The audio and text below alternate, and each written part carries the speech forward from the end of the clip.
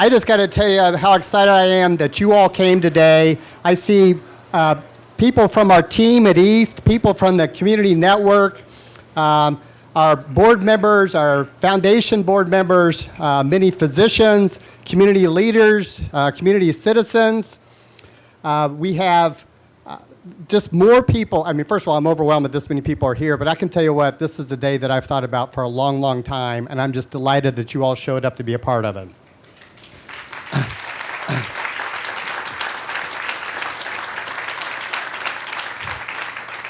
We're gonna start with an invocation, and I'm gonna ask Reverend Brian Williams to come up. And Reverend Williams is not only a pastor, but he's also a member of our network board. And if my memory is correct, Brian, your first board meeting was the meeting that we talked about. We said we're gonna start talking about doing this project, so we're gonna give full credit to you. So put that on those big shoulders, and here we go. All right. Brian Williams. Thank you.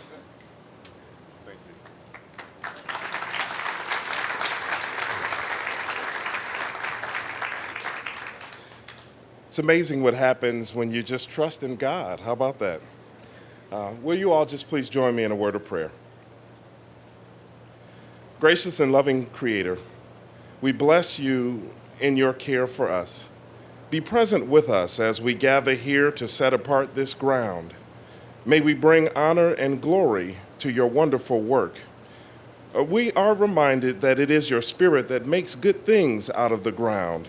So let your Spirit fall upon this place that will be a place of wellness, that will come together in this spot. Let your Spirit fall upon this place, and within its walls, the healing of body, mind, and spirit. And then be so gracious to fill all who plan, prepare, and practice in this place with your love. As they depart, give them your peace. We pray this in your name. Amen. Thanks, Reverend Williams. Also, I see a few dignitaries in the crowd. I appreciate coming out again today. Mayor Buckley, Mayor Dennis Buckley, Mayor of St. Francis, Mayor of... Wow. I do like that community shirt you have on, Dennis.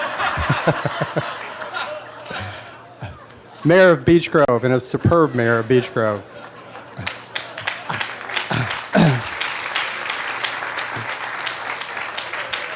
We have Senator Mike Crowder, State Representative Dan Forstall, Indy Chamber President Mike Huber. We've got Megan Sims. I didn't see Megan. Oh, Megan Sims, who's the state leader for Representative, U.S. House Representative Andre Carson, and of course Greg Ballard is here as well. Just a few comments. You know, I thought about today and what this means to me. I came to community myself over 30 years ago, and at that time, this was the only hospital. North was under construction, but it wasn't open yet. And I don't take credit for anything, because what really happened was 35 years before that, when the people of the East Side said, we need a hospital. We need hospitals, we need schools, we need government, we need people, we need organizations.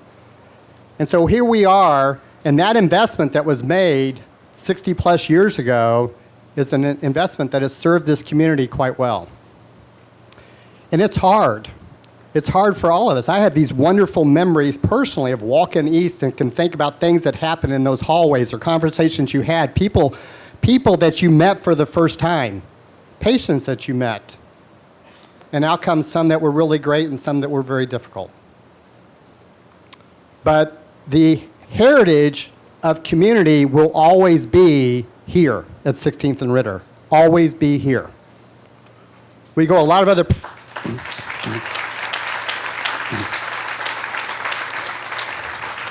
Our footprint is a lot bigger now. And we do more services some other places.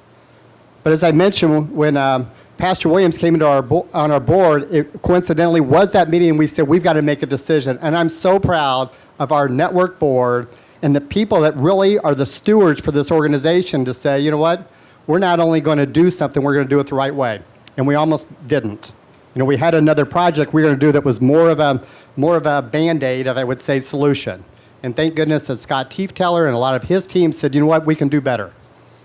And so what you're going to see unfold here over the next several years is going to be a new system designed for what we need today, not what we're trying to remake for 60 years ago, and a new system that is entirely designed by patients, by staff, by physicians, by the community to say this is what we need to do for at least the next 60 years. So thanks for coming out. Thanks for being a part of this celebration. And I want to introduce Scott Tiefteller, the president for the East Region and the person who has led his team on this fabulous journey. Scott?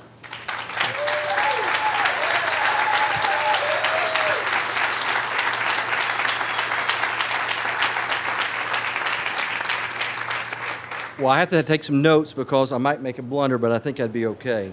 Sorry, Brian. But Brian said this. This is what makes us great, folks. I mean, this is what makes us great. Is Mr. Mills and the board, and I do want to publicly thank you, Brian, for all what you do.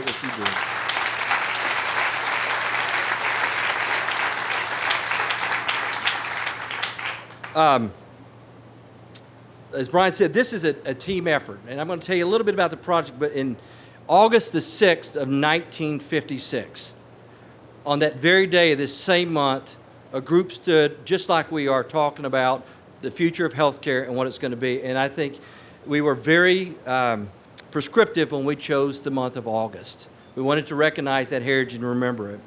So thank you all for coming. This is a historic day for the next 50 to 60 years. I believe this construction project is going to build not only a new hospital, but a new sense of purpose and pride and engagement in our East Side citizens.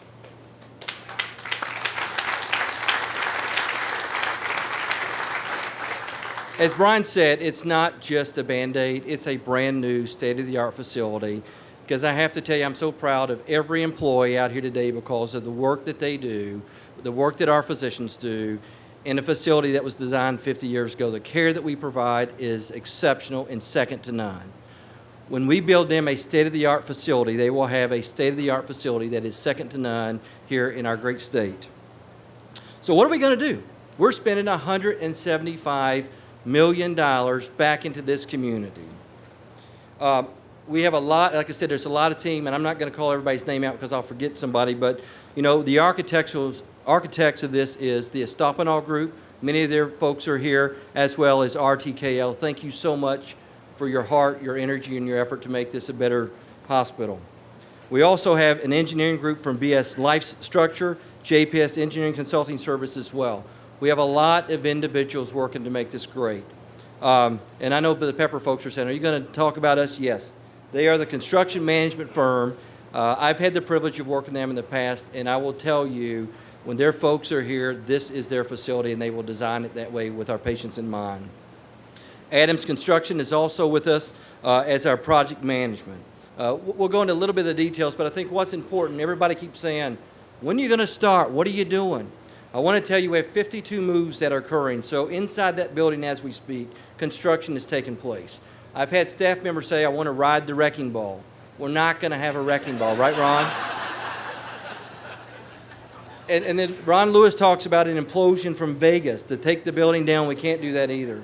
But what you will see is a pretty incredible, unique way of taking down a building. We actually will be shrink wrapping building one just like you shrink wrap a boat. And we'll eat that building from the top down. And why are we doing that? We want to minimize disruption to our physicians, to our patients, and those that we serve, and to our employees. So we're thinking about you every step of the way, and that is encouraging. But so what you will see in early January, Building 5 will come down. So you'll see that. If Ron tells me correct, and the team that I've just described are on their best, which I'm sure they will be.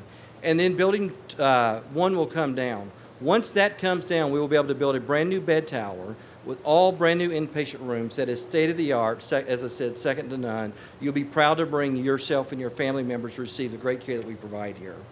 Also, once that's done, we'll move patients out of Building 2. They'll move into the new tower in 2018, and then Building 2 will come down. So by the end of 2019, this is a 4-year marathon, but it's well worth the end result. So bear with us. It's going to be exciting. It's a great journey, and we're glad you're all here. So, as Brian said, this really is an innovative solution to modern healthcare. I could go on, and I'm sure you'll ask us lots of questions, and we'll do that a little shortly. But we have a lot of dignitaries, so I want to make sure that they have their time. It is my pleasure to introduce our great mayor of Indianapolis, Greg Ballard. You know what? For him to take out of his day to join us, that says so much to me and to this east side and the commitment that he's made to the state of to the city of Indianapolis. And for that, thank you so much. Mayor, please come on up.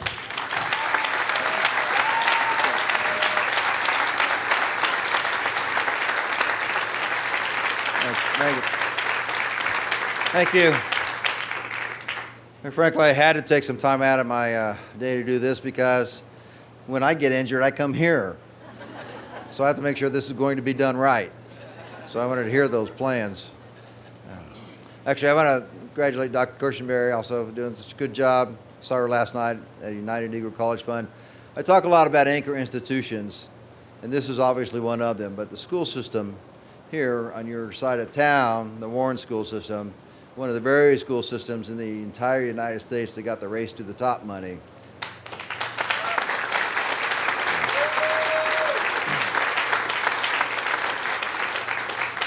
So there's a lot going on out here, and we continue to try to push as much as possible out here, as all of you know. I think Brian and his team have done an unbelievable job and put $175 million into a new hospital right here. Is rather amazing, and I'm really happy that he's doing that, because the patient care that one receives in that building is phenomenal, and I know that obviously firsthand too many times. I know that, but I knew that even before I started getting a little bit older, because I'm sure you guys have all heard this a million times about how appreciative I am how you treated my father, because he spent a lot of time in that building, and you treated him like gold. And I appreciate that very much. So we want to make sure that the community hospital system, particularly on the east side, continues to be strong. And with the team that's in place, you know, the administration and the medical side and all those other folks that make all of this work is remain strong, because it's important to the city of Indianapolis. And so I'm really looking forward to it, because it just means so much when an important organization like community reinvests in a particular part of town. That is a very strong signal to a lot of people. You are telling all of the neighborhood groups, you're telling all the residents in the area, this is a side of town that people are interested in, that they're going to invest in. This is a good place to be. It's not just a hospital. It's much more than that.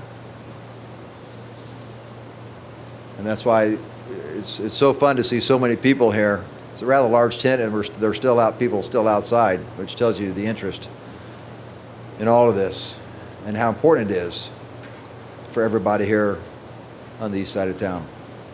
So again, thank you to Brian and his entire staff and all of you that work on a daily basis to make sure that you provide the absolutely best patient care that you can, and you do it so well. Thanks everybody for letting me come today.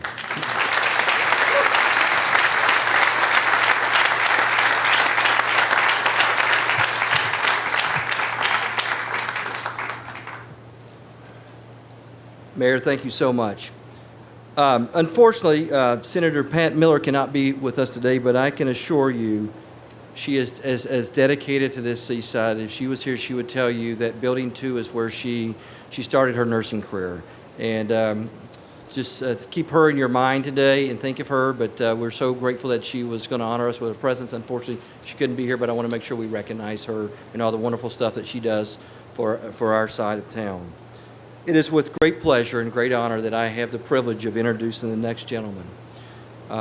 We talk about being part of a community and being engaged with our physicians, and I've worked in a lot of facilities, but there's no other facility or no other network that thinks so much of our physicians, and we stand side by side to provide the absolute great care.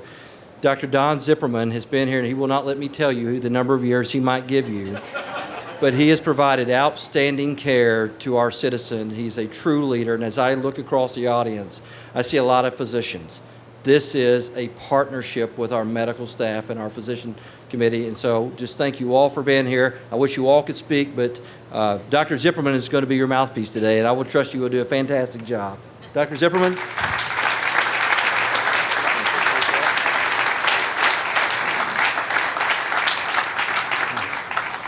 Thank you, Scott. I appreciate that introduction. And I don't mind saying I've been here since 1981 on staff. Actually started as a medical student in 1973, so quite a long period of time.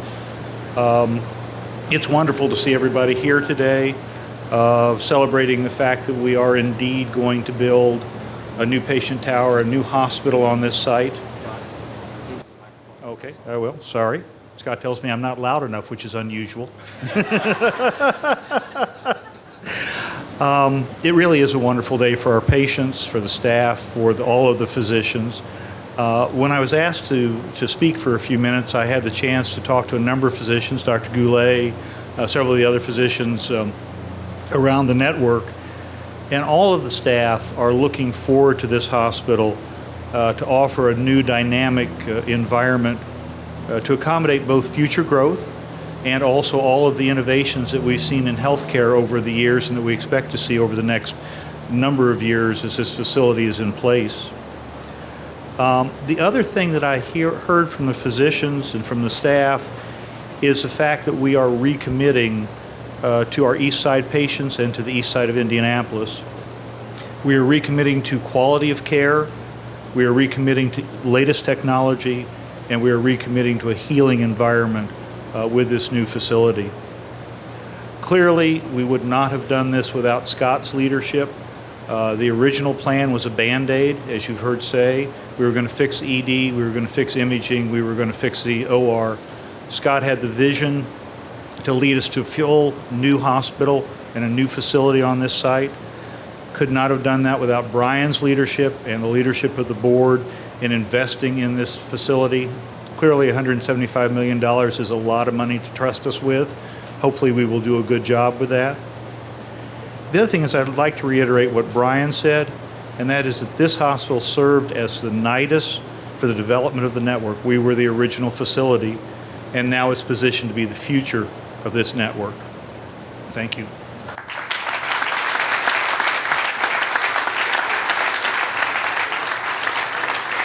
Thanks, Dr. Zipperman.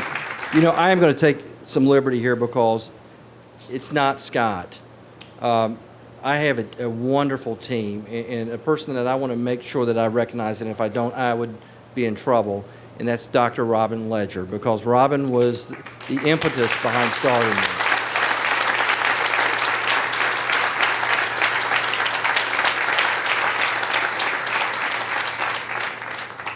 this. And I'll get to some others, but Robin, thank you for all that you did to get us to this point. So you are a true visionary.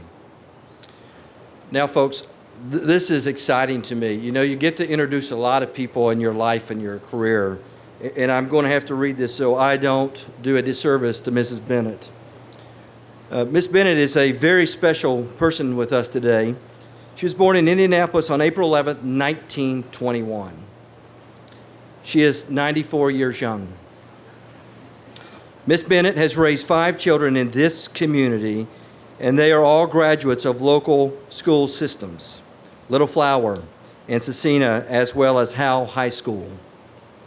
Miss Bennett lived in the neighborhood in the 1950s. Now think about that, when most people only went to see a doctor if they were really sick or had an injury. Doctors did make house calls. Maybe we should do that again, I don't know.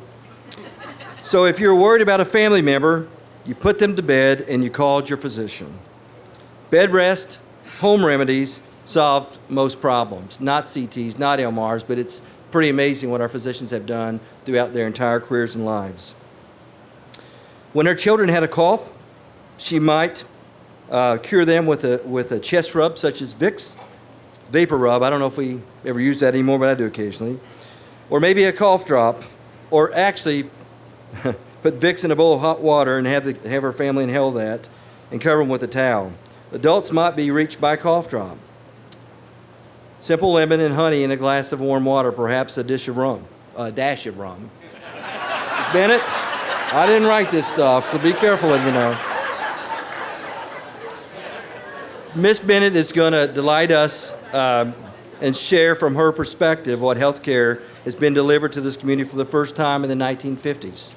More than 60 years ago, and her hope for future in the expansion of healthcare in the Community Hospital East then, compared to what her goals and hopes are for us to have in 2015. So with that, it is my pleasure and honor to have Miss Bennett come and talk to us. Miss Bennett?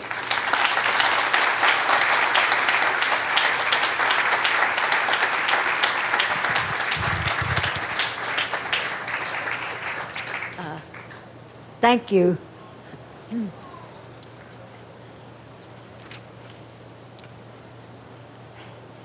Well, I can remember around 60 years ago when I first heard that a hospital was going to be built in the neighborhood.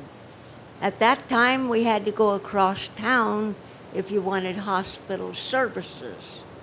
My family didn't own a car, so we would have to rely on public transportation or friends. What a good news it was to know we were going to have medical services, hospital services here in the neighborhood. Let me tell you, with 5 kids, we were frequent visitors. So here we are today. How much is the same and how much is changed? I am 94 years old, and I've seen community hospital grow significantly over the years. Today, I still live in the neighborhood as 60 years ago. And today, I'm in here to celebrate the continued growth of community hospital. I depend on my family and good medical care to allow me to stay in the community I love. What I hope is the community hospital can be the place that provides support and care for all community members, including people like me who are growing older. Thank you.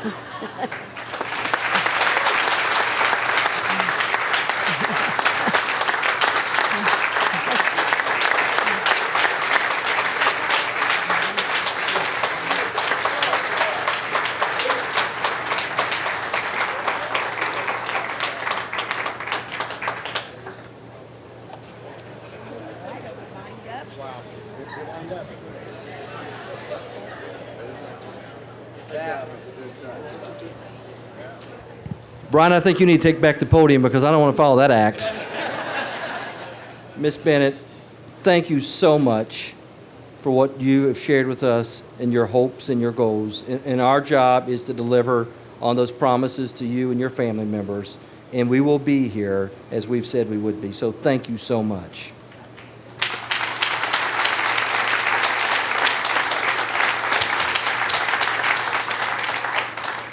So as we come to the close, as we've said, this is a team. And you met Dr. Zipperman. I'd like Robin to stand up. I'd like Jason Landis to stand up. I saw, Ron, you're standing. Paige Dooley, would you stand up? Oh. I'm in trouble. Alan, would you stand up? All the folks that work for Community East, would you stand up?